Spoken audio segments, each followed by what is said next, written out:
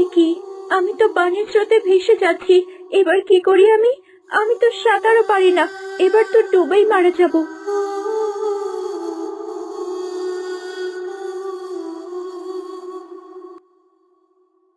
ওই তো একটা পাথর, দেখি কোনোভাবে পাথরটাকে আঁকড়ে ধরতে পারি কিনা।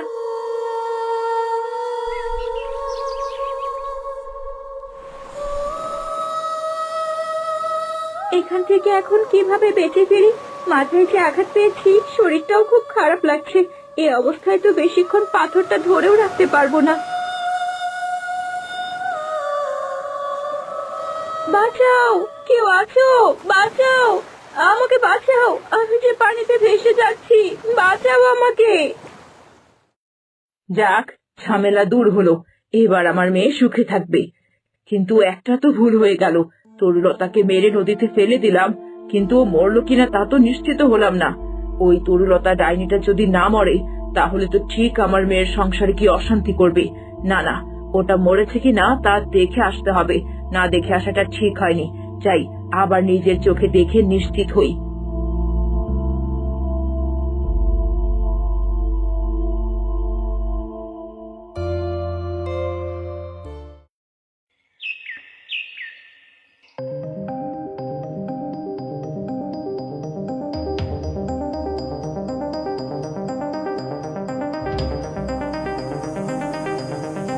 নদীর ধারে তো কেউ নেই, আর আমিও কি বোকা, হুট করে চলে এলাম। ও মেয়ে তো তখনই নদীতে পড়ে গেছে। মরে এতক্ষণে ভেসে কোথায় চলে গেছে? এই স্রোতে বেঁচে থাকতে পারবে না। না না, মনের খচখচানিটা একদমই যাচ্ছে না কেন? আর একটু এগিয়ে গিয়ে দেখে আসি সামনের দিকটায় আছে কিনা।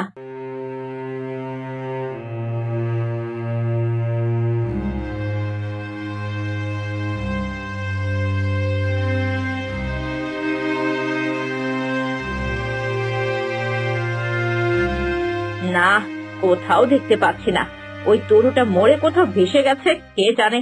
না না, আর সময় নষ্ট করে লাভ নেই। আমি বরং বাড়ি ফিরে যাই।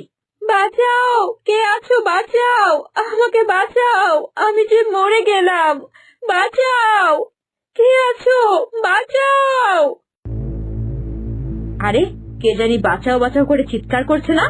বাঁচাও আমাকে, কে আছো? বাঁচাও। হ্যাঁ, তাই তো। শব্দটা তো মনে হয় ওই সামনে থেকে আসছে। একটু এগিয়ে গিয়ে দেখি তো।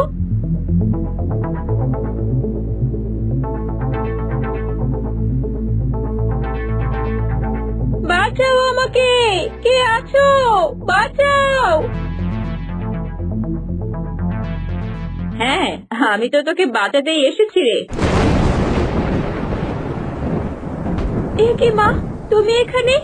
শয়তান মেয়ে, তুই এখনো মরিসনি? কই মাছের প্রাণ নিয়ে জন্মেছিস নাকি? মাকে খেয়েছিস কত বছর আগে, অথচ নিজের যাওয়ার নাম নেই। মা, তোমার পায়ে পড়ি, আমায় বাঁচতে দাও মা। তোকে বাঁচিয়ে রাখি আর তুই কি আমার মেয়ের সংসার ভাঙিস, তাই তো? আমি প্রতিজ্ঞা করছি মা, ভুলেও কখনো অরুণের সংসার দূরের কথা, ওর ছায়াও আমি মারাবো না। আমায় শুধু বাঁচতে দাও। আমি কথা দিচ্ছি, আমি অনেক দূরে চলে যাব, আর কখনোই এ মুখো হব না। তোকে আমি বিশ্বাস করি না। আর তাছাড়া তোকে বাঁচিয়ে রেখে সারা জীবন আমি দুশ্চিন্তায় কাটাতে পারবো না। মরতে তোকে হবেই।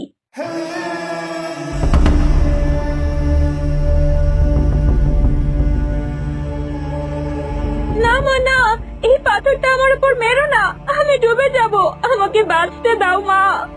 না, তোকে আমি কিছুতেই বাঁচতে দেব না। তরুলতা, তোকে মরতেই হবে, মরতেই হবে তোকে।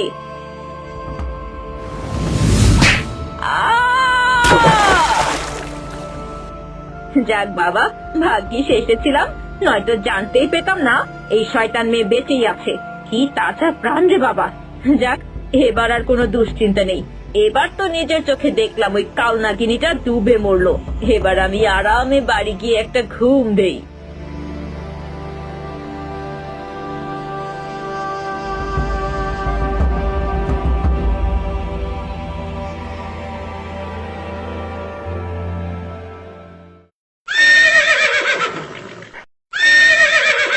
তরুলতা, ওই যে সামনের বিশাল দরজা দেখছো, ওটা আমাদের রাজপ্রাসাদ। আজ থেকে এই প্রাসাদের সুগন্ধি তুমি। তোমার রূপ আর গুণে এই প্রাসাদ সুবিহিত থাকবে। তুমি চিন্তা করো না রাজপুত্র, আমি প্রাসাদকে নিজের করে নেব। চলো এবার আমরা রাজপ্রাসাদে যাই, বাবা আমাদের জন্য অপেক্ষা করছে। হ্যাঁ, তাই চলো রাজপুত্র। বাঁচাও, কে আছো, বাঁচাও আমাকে। দাঁড়াও তরুলতা, কে জানি বাঁচাও বাঁচাও করে চিৎকার করছে না? হ্যাঁ তাই তো, ওই সামনে থেকেই তো শব্দটা আসছে। চলো তো একটু এগিয়ে গিয়ে দেখি।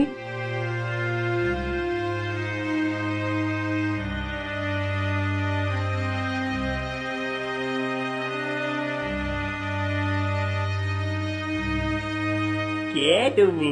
বাঁচাও আমারে, আমি এই ডালের চাপায় মরে যাচ্ছি। বাঁচাও, বাঁচাও আমারে। হ্যাঁ একটু অপেক্ষা করুন, আমি এক্ষুনি ডালটা সরিয়ে দিচ্ছি। রাজপুত্র দাঁড়াও, এ তুমি কি করছো? তুমি একজন রাজপুত্র হয়ে এই গরিব চাষা ভুষার গায়ে হাত দেবে? তোমার ঘেন্না করবে না? এইসব কি বলছো তরুলতা? লোকটা গাছের ডালের চাপায় মরে যাচ্ছে, আর আমি তাকে বাঁচাবো না?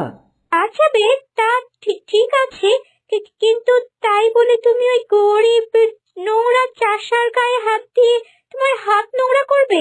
চলো এখান থেকে রাজপুত্র, তোমাকে বাঁচাতে হবে না, একে অন্য কেউ বাঁচিয়ে নেবে। চলো বলছি, চলো। চুপ করো তুমি, আমি এই রাজ্যের ভবিষ্যৎ রাজা। আমার প্রজা কষ্টে, আর আমি কিছুতেই সাহায্য করব না। ওকে আমি বাঁচাবই। আমার ভাবতেই লজ্জা লাগছে, তুমি এমন কথা বলছো।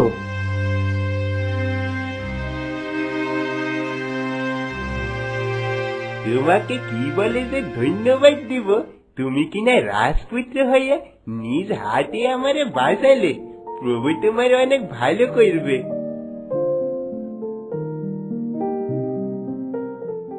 এই রে, আমি তো ভুলে গিয়েছিলাম যে তরলতা পরোপকারী স্বভাবের। না না, আমায় আরো সাবধান থাকতে হবে, নয়তো ধরা পড়ে যাব। এই পাতা দেখ, পানি দিয়ে ওটা কি ভেসে আসছে। দেখতে তো একদম মানুষের মতো লাগছিলে। আরে ওটা তো একটা মেয়ে। কি বলিস? তাড়াতাড়ি তোর পাতাগুলো বেলে ধর, তুই আর আমি মিলে ওকে পাড়ে তুলি। আহারে, কি ফুটফুটে মেয়েটা, এভাবে কে ওকে মারলো রে? কি জানি, মনে হচ্ছে কেউ তার মাথায় সজোরে আঘাত করেছে। দেখ, ওই যে মাথায় রক্তের চিহ্ন। হ্যাঁ তাই তো দেখছি, কিন্তু এই মেয়েটা কি বেঁচে আছে? দেখে তো বোঝাই যাচ্ছে না বেঁচে আছে না মরে গেছে। এক কাজ করি, নদীর রানীকে ডাকি, তিনি নিশ্চয়ই একে সুস্থ করতে পারেন। হ্যাঁ সেটাই ভালো হবে, তবে নদীর রানীকে ডাক। নদীর রানী, ও নদীর রানী, একটু উপরে উঠে এসো না। এখানে যে একটা মেয়ে খুব বিপদে পড়েছে, তাকে বাঁচাতে হবে যে। রানী ব্যস্ত আছেন, ডাকছো কেন আমায় বলো। এই দেখো না, এই মেয়েটাকে কে যেন খুব জোরে আঘাত করেছে। ওকে একটু রানীমার কাছে নিয়ে যাও না, তিনি তাকে অবশ্যই সুস্থ করে দেবেন। ঠিক আছে, ওকে আমি নদীর রানীর কাছে নিয়ে যাচ্ছি। তোমার আবার কি হলো তরুলতা? হ্যাঁ, না আসলে আমার এমন করা উচিত হয়নি, আমায় ক্ষমা করো তুমি। ঠিক আছে, চলো এবার প্রাসাদে যাই, বাবার সাথে তোমাকে দেখা করিয়ে দেই। হ্যাঁ চলো।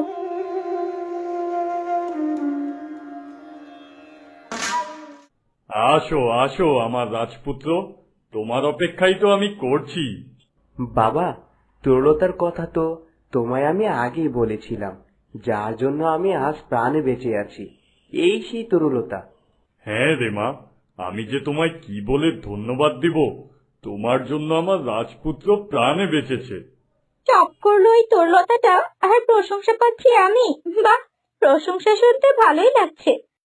না বাবা, ধন্যবাদ দিয়ে আমাকে ছোট করবেন না, ওটা তো আমার কর্তব্য ছিল রাজপুত্রকে বাঁচানোর। বাহ, কি সুন্দর করে কথা বলে আমার মাটা। এই, কে কোথায় আছিস? আমার মাকে সুসজ্জিত করার জন্য গহনা নিয়ে আয়। দাসী, গহনা নিয়ে তরুলতা মায়ের কাছে দাঁড়াও, আমি নিজ হাতে ওকে এগুলো পরিয়ে দেব।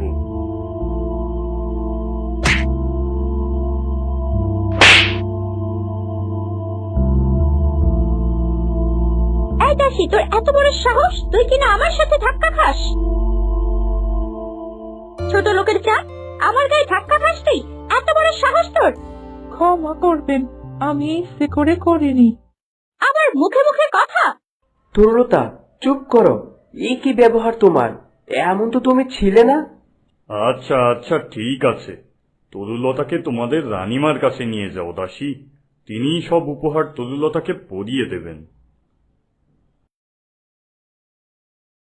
মিহির, তোমার উপর আমার পূর্ণ বিশ্বাস আছে বাবা, যে তুমি মানুষ চিনতে ভুল করবে না। কিন্তু তরুলতার এ কি ব্যবহার? তোমার মা আজ পর্যন্ত কোনো দাসীর সাথে একটু উচ্চস্বরেও কথা বলেনি, অথচ তরুলতা প্রথম দিন এসেই একজনের গায়ে হাত তুলল। আমি কিছুতেই বুঝতে পারছি না বাবা, ওর মতো নরম স্বভাবের মেয়ে এমন ব্যবহার কিভাবে করলো, আমি তাই ভেবে পাচ্ছি না। গায়ের মেয়ে তো, হঠাৎ রাজপ্রাসাদ থেকে হয়তো নিজেকে সামলাতে পারেনি। কিন্তু ও তো এমন নয় বাবা। আচ্ছা, তুমি চিন্তা করো না বাবা, তোমার মা ওকে সব শিখিয়ে পড়িয়ে নেবে। সে হবে ভবিষ্যৎ রানী, তাকে তো সব বুঝে নিতেই হবে। যাও, এবার তোমার মায়ের সাথে দেখা করে এসো, আর আমিও যাই, একটু বাগান থেকে ঘুরে আসি। ঠিক আছে বাবা। এমনটা তো হওয়ার কথা ছিল না। বাবার কথাই কি ঠিক? এত বড় প্রাসাদ দেখে ওর স্বভাব বদলে গেল, নাকি এর মধ্যেও আরো কোনো বিষয় রয়েছে?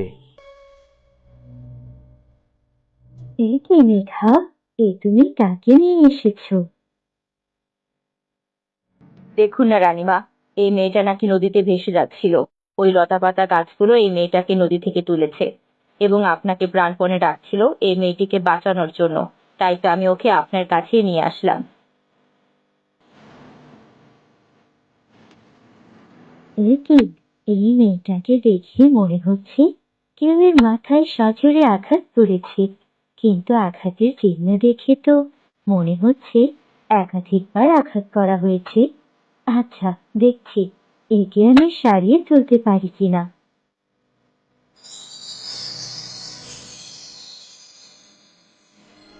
না, আমার জাদুবিদ্যা তো এই মেয়েকে কোনোভাবেই বাঁচিয়ে তুলতে পারছে না। রানীমা, আর একটু ভালোভাবে দেখুন না, যদি কিছু করতে পারেন। আচ্ছা, দেখছি।